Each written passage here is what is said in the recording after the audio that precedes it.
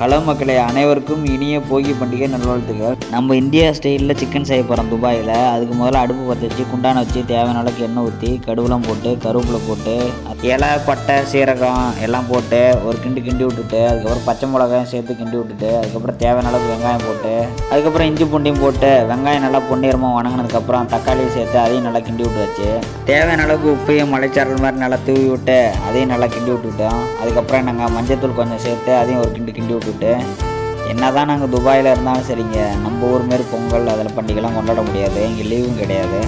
அதுக்கப்புறம் சிக்கனையும் போட்டு அதையும் ஒரு கிண்டி விட்டுட்டு அதுக்கப்புறம் தேவையான அளவுக்கு தண்ணி ஊற்றி நல்லா கொதி வர அளவுக்கு ஒரு அரை வேக்காடு கறி வெந்துடணும். வெந்ததுக்கப்புறம் கரம் மசாலா தேவையான அளவுக்கு அதுக்கப்புறம் அதையும் நல்லா கிண்டி விட்டுட்டு அதுக்கப்புறம் தனியாத்தூள் கொஞ்சம் அதுக்கப்புறம் சிக்கன் மசாலா கொஞ்சம் எல்லாத்தையும் சேர்த்து ஒட்டுக்காக கிண்டி விட்டுட்டு நல்லா கறியெலாம் வெந்து அந்த தண்ணிலாம் சுண்டிடும். சுண்டதுக்கப்புறம் புதினா தலை தூவி இறக்கணும், சிக்கன் ரெடி, அருமையாக இருக்கும்.